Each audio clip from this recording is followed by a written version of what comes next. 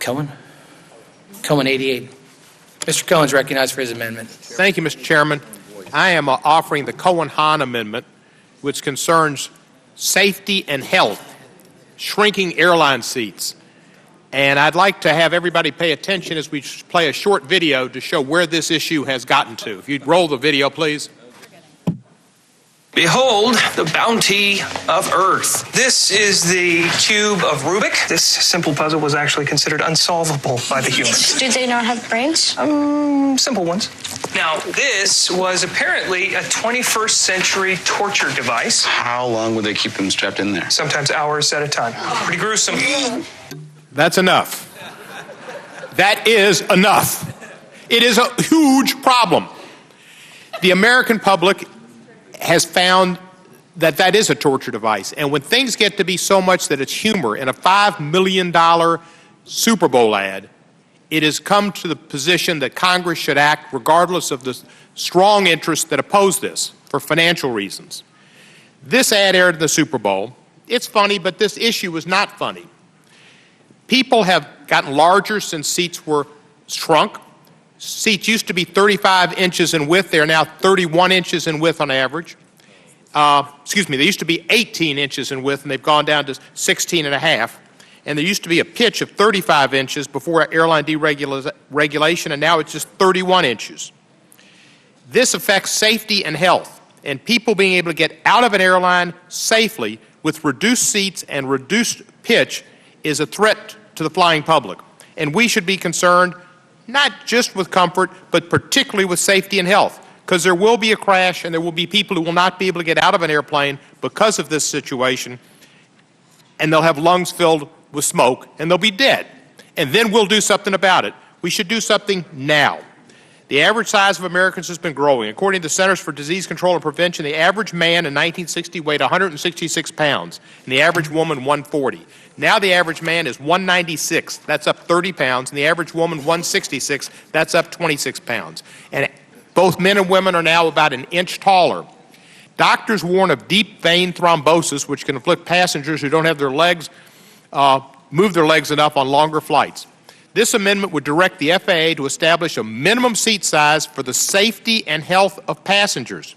I want to encourage my colleagues to understand this is about safety and health, not about comfort, and it requires the FAA to do what is necessary for the safe and health of passengers. If you vote against the amendment, you're voting against the safety and health of the flying public. Safety and health should never be sacrificed for higher profits, more individuals on a plane for higher margins. Passengers are tired of being squeezed fiscally and physically, and they want safety when they're on an airplane. I want to thank Congresswoman Hahn for adding her name to this issue and for her support, and I'd like to yield for her for any remarks she'd like to make. Thank you, and thank you, Mr. Chairman, and to my colleague, Mr. Cohen, for letting me work with you on this amendment. You know, over the years, I, along with my fellow travelers in coach, can't help but notice that planes are more crowded. They have smaller seats and less legroom. Planes are flying at capacity. Gone are the times of flights with free middle seats. Boarding a plane has become a battle between passengers to secure space in the overhead compartments to avoid checked baggage fees. And I'm sure we've all read that this has led to air rage. Passengers are getting into fights over the use of products like the knee defender, a gadget that actually stops the seat in front of you from being able to recline. And as you've heard from my colleague, Representative Cohen, not only are these supposed cost savings measures affecting the mental and physical health of everyday passengers, they're putting our safety in jeopardy.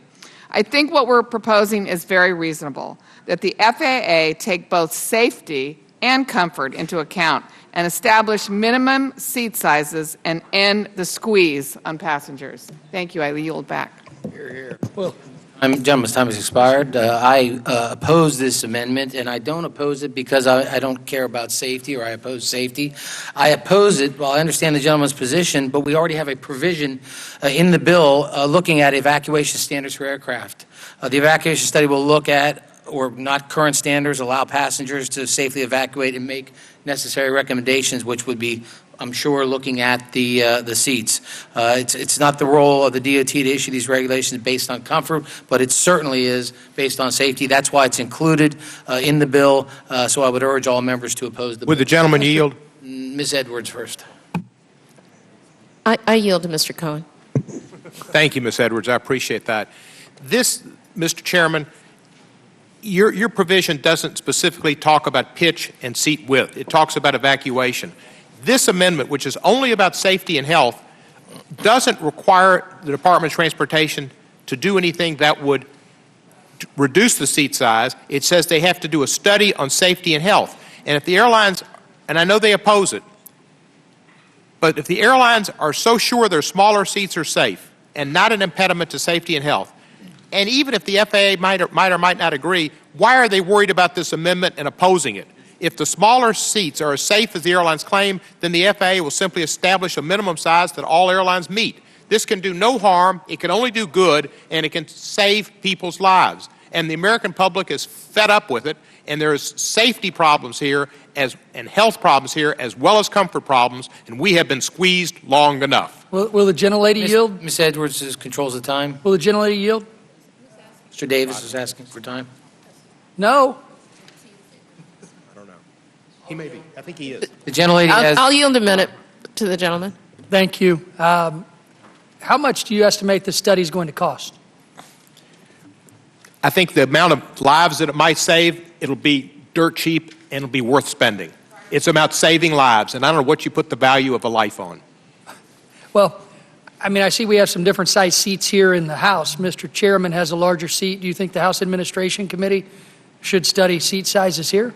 We're not in airplanes that are crashing and having 180 people trying to get off at one time to get to a ramp to save their life. Reclaiming my time, I yield the balance of my time to Mr. Cohen. Thank you, Ms. Edwards. This is not about seats here, Mr. Davis, and I appreciate you. This is not a funny issue. This is about people's safety and health. And the airlines have been deregulated. They're down to 4 major carriers, and they do what they want to do because they can. If you don't live in one of the major cities in this country, you don't fly out of a Chicago or New York or Los Angeles or Atlanta or Dallas, you have to take what flights they make available on maybe one airline, and you probably not a nonstop. It is, and they talk about market conditions. There are no longer market conditions. This is a controlled industry by the industry, and the public be damned. And safety and health is something we shouldn't allow to happen, not in the name of marketability, not market conditions or anything else. This can do no harm. It can only do good. And one day there's going to be a crash, and there will be people that cannot get out of those seats. It's hard to get out of them right now. I've sat next to people I thought they were from the WWE. Big guys. I don't know how they got in their seats. And we were sitting in the bulkhead. I don't know how they'd have gotten out. And if they would have gotten out, nobody would have got out after them. I can tell you that. They were big guys. But big people have trouble getting in and out of those seats, and the seats are smaller and smaller. Some people say, oh, well, we should be concerned about obesity. It's what we have. It's the way people are. And the seats have been smaller and smaller, and people have gotten larger, and that is not safe for an evacuation. This can do no harm to do a study. And I think the study will show that the American public safety is at risk. Mr. Chairman? Mr. Davis recognized. I yield the balance of my time. Your time has expired, I thought. Do I control the time now? Edwards yields. Mr. Davis is recognized. Mr. Cohen, I appreciate your insistence on making air travel safer. And I think the underlying bill will address many of those issues. But I think we got to the root of what this issue is. It's your issue with the airline industry as a whole rather than just this specific study. And that's okay. That's okay. But I don't think we should be able to require the FAA to spend taxpayer dollars on what I would consider a redundant study that's still not going to address the obesity issue and the issue of people not fitting into seats on airplanes. And Mr. Cohen, and I appreciate you said, this isn't a funny issue. You and I have a relationship where we've been pretty funny with each other on the floor of the House. Yes, Mr. Nixon. And I'm a little bit offended. You show such a great video like that, and now I can't even joke with you about it anymore because it's against safety? Seriously? Would you yield? No. I want you to be funny. I was just then. I would oppose this amendment. I would urge the rest of the committee to oppose this amendment. I think it's redundant. The committee has addressed many of these issues already in the underlying bill, and I thank the chairman for that, and I yield back. Mr. DeFazio? The section that the chairman spoke to about the evacuation study is actually in at my behest. I started raising the issue of pitch, many years ago. In fact, it took me 7 years to get the requirement of the over-wing spacing after an accident in Manchester, England, where people were stacked up like cordwood and died in a survivable crash because they couldn't get out the over-wing exit because of the congestion, because of the spacing of the seats. I offered it once in committee. I lost. We finally got a regulation. It took 7 years. This would be a time when I might agree with some of this, speeding up the agency stuff. In any case, it's a very, very serious issue. We are not doing real evacuation tests anymore. And a lot of the ones that were done previously were not legitimate. Airline employees trained on how to get out of the plane quickly, pretending that you could jam in more seats and people could get out safely. I kept asking the FAA to go witness one, and they kept forgetting to tell me when they had a new type that they were going to certify, and I never got to see one of the phonied up tests. And then they said, oh, people are getting injured, we'll stop the tests, and we will model on the faulty tests that you can evacuate these planes with people jammed in like this. So the study that's embedded in this bill, I believe, is critical to go back and evaluate whether or not we can really meet the evacuation standards. Inherent in that, I believe, is the issue that the gentleman is proposing. It will go both to pitch, and they'll be looking at all the issues that relate to a real evacuation drill as opposed to a simulation on a computer. This is, however, a very prescriptive amendment saying they shall promulgate rules on the width, et cetera. I'm not sure how we are going to best, resolve this issue. But the point is, I think what we put in the bill is going to move us along so we have the knowledge we need. And then if we have to get prescriptive, then if the FAA blows it off or the airlines, delay the study and whatever requirements FAA thinks are necessary, then I think it would be time to get much more assertive and prescriptive. But for now, I'm comfortable the chairman accepted my language in the bill to go back and take a real look at whether or not we can safely evacuate these planes with these passenger loads with this seat spacing. And I share a lot of the concerns of the gentleman. Very few people spend more time on airplanes than I do. And when a seat is too small for me, I can't imagine what the average. I'm a little below average in size these days, I think, and I'm shrinking as I get older. So, with that, Mr. Chairman, you'll. I agree with Mr. DeFazio.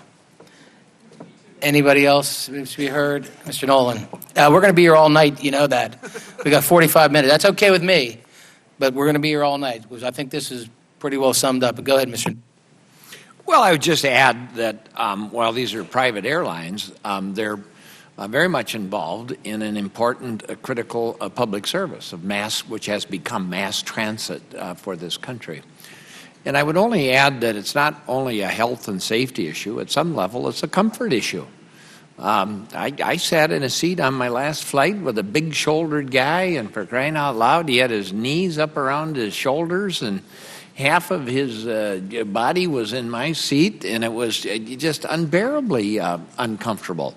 And I've witnessed some of those fights, guy trying to squeeze into a seat and caught a hold of a woman's hair in the seat in front of her, and she's screaming at him because he pulled her hair, and he's screaming at her for screaming at him. And I mean, it's getting out of line. And I really like this amendment. I want to commend Representative Cohen for bringing this to the forefront, because it is about the size of the seats, and it is about the length of space that you have in front of you. And as he pointed out, with the factual information, we've just gotten bigger as people. We're wider, we're taller, and the seats are getting narrower and shorter in between them. It's a health, it's a safety issue, and it's a comfort issue to the American public. Now, in the interest of good humor, and civility, I'd be glad to yield the remainder of my time to my good friend, Mr. Davis. Please, Mr. Davis, don't take it. I would yield that time back. Thank you. Any other members wish to be heard? Seeing none, any amendments to the amendment? All those in favor of Mr. Cohen's amendment say aye. Aye. All those opposed say no. No. Opinion of the chair, the noes have it. Roll call, please. Roll call's been asked for. We'll roll the roll call till 2:30. Okay, next.